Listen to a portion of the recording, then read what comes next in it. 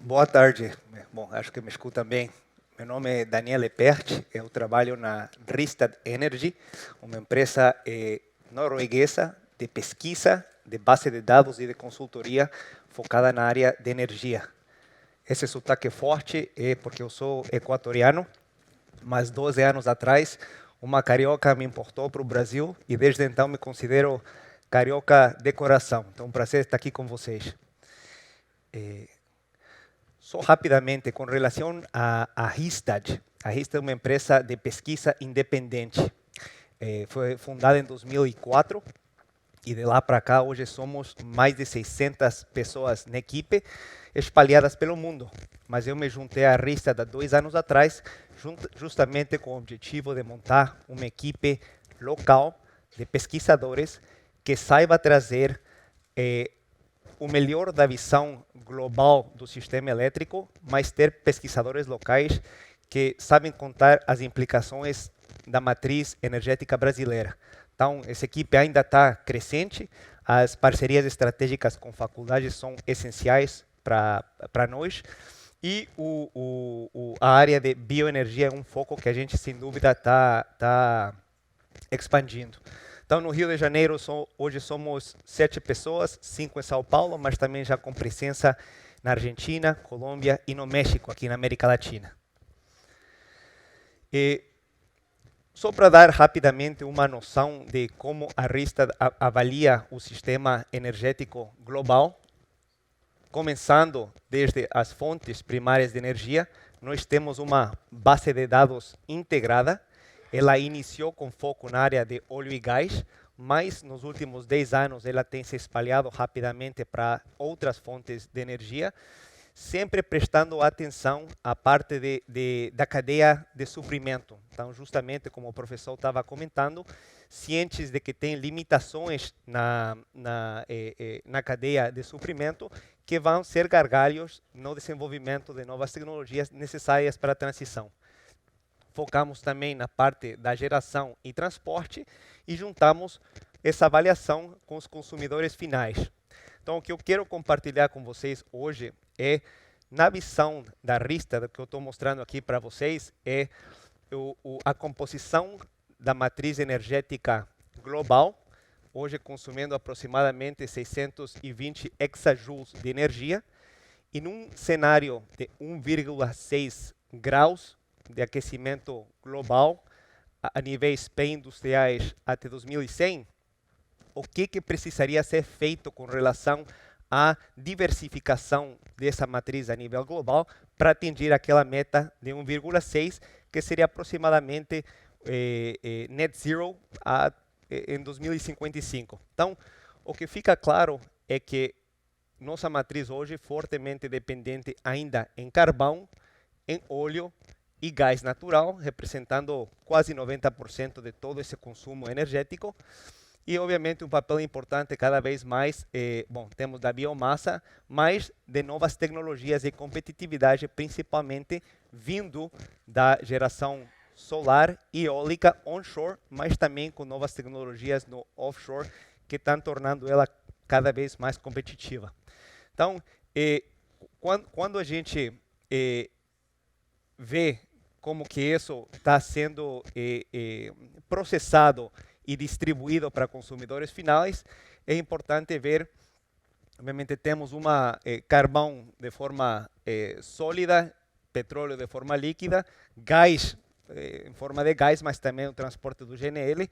O que vemos que seria necessário para atingir essa meta é claramente uma eletrificação da matriz energética e, com isso, um papel cada vez mais importante das baterias. A gente também aposta pelo hidrogênio, não o transporte de hidrogênio em si, mas sim vê a importância da amônia verde no transporte marítimo, o hidrogênio em cargas pesadas, também o hidrogênio para a produção de aço verde e isso que a gente enxerga nessa área aqui. Um ponto importante quando a gente avalia o que é o consumo final é a quantidade de perdas que temos hoje no sistema, quase metade de toda essa energia consumida, perdida ao longo do processo, principalmente por ineficiências na produção na perda de calor, nos processos mecânicos. E aí, monitoramos de perto o consumo, principalmente aqui de indústria, transporte e prédios, e como ele evoluiria no tempo, e obviamente conforme a gente tem mais eletrificação, processos mais eficientes, a perda diminui, e daí que vem essa avaliação nossa de depois de um certo ponto, uma queda nessa consumo total de energia por causa das perdas. Então, quando a gente avalia o sistema, o que eu queria trazer a reflexão para vocês é o que seria necessário num cenário de 1,5 graus. Essa simulação num cenário de 2 graus, que é o que a gente enxerga hoje como sendo o caminho que a gente está percorrendo como sociedade. E no caso de 2,5 graus, obviamente tendo um papel mais e mais importante ao longo do tempo dos hidrocarburos. Então, tudo vem desse modelo integrado nosso, e cada um desses cenários atinge uma meta de net zero em diferentes momentos. Então, sendo um cenário de 1,5 graus, pouco antes de 2050, 1,6 graus aproximadamente 2055, e um cenário que a gente enxerga como sendo um cenário mais perto do que a gente está encaminhando de 2 graus, perto de 2090. Se a gente vai ao ponto de o que precisa ser feito em termos de investimento para atingir a meta de 2 graus ou 1,5 graus, essa quantidade de investimento no sistema energético promédio anual que se precisaria para atingir 1,5 graus, ou seja, 71% dos investimentos teriam que ser focados em fontes renováveis, e como um todo, investimentos na ordem de 3,2 trilhões de dólares por ano.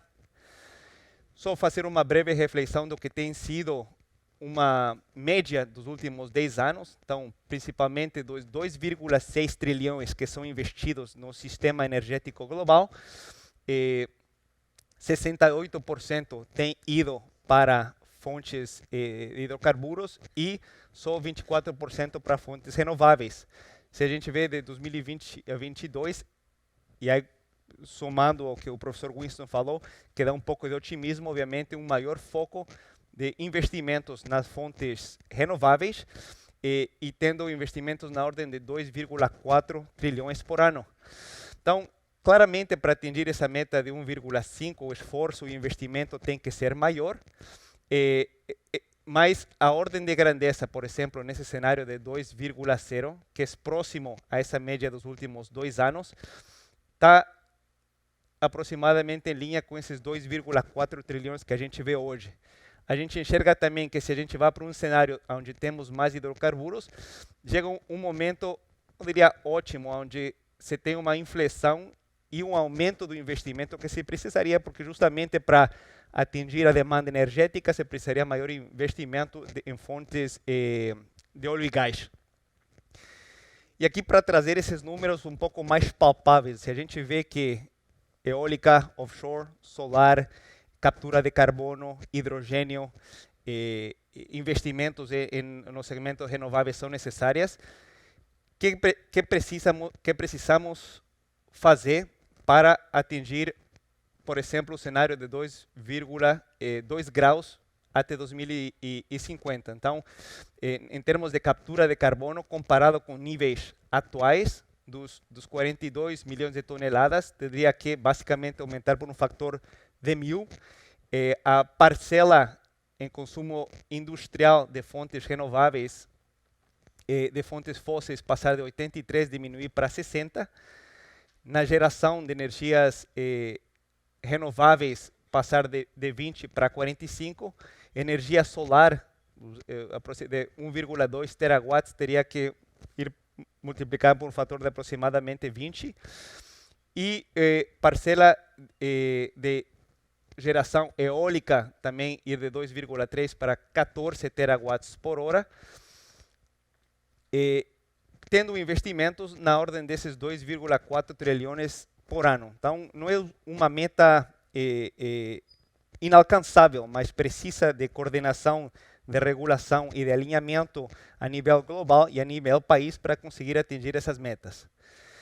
Quando a gente, já estourei um pouco do tempo, acho que 1 minuto e meio mais eu fecho, mas um tema que é importantíssimo levar em consideração, e com a crise na área da cadeia de fornecimento durante o Covid, a crise energética com a guerra agora na Rússia, fica claro que é importante não fazer um investimento só numa fonte de energia, ou só em renováveis, que isso claramente demonstrou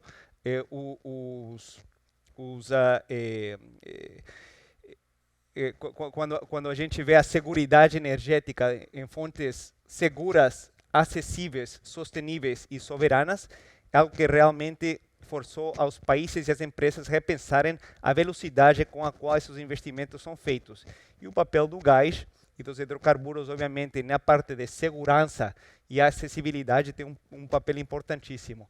Mas só um sumário com relação ao que diferentes países e regiões vêm fazendo para fortalecer essa pirâmide das necessidades de uma matriz energética segura. Obviamente, os Estados Unidos e a União Europeia fazendo um forte movimento para ter uma energia mais segura, mais perto, mais renovável, mas também outros países como a Índia, como o Japão, desenvolvendo sua regulação para também ser parte dessa onda e trazer essas indústrias para o desenvolvimento da economia local. Breves pensamentos aqui com relação ao Brasil, entre as 10 principais países produtores de energia, como o Brasil se destaca sendo o que tem a fonte mais renovável. E isso é importante levar em consideração um momento que o mundo procura regiões, países, onde colocar suas indústrias para exportar produtos cada vez mais verdes, mais renováveis. E, obviamente, o Brasil tem uma vocação natural para ser parte dessa história. E, por último, era só uma breve reflexão com relação à competitividade das energias renováveis e como ela se compara à média global, obviamente na parte de eólica e energia solar, com recentes médias de 35 a 40 dólares por megawatt, bem abaixo das médias globais, e uma tendência de eólica offshore com redução de custos, podendo talvez fazer parte dessa matriz brasileira, não nessa década, mas na próxima. E com isso, acho que deixo para as perguntas durante a nossa sessão. Um prazer estar aqui com vocês. Obrigado.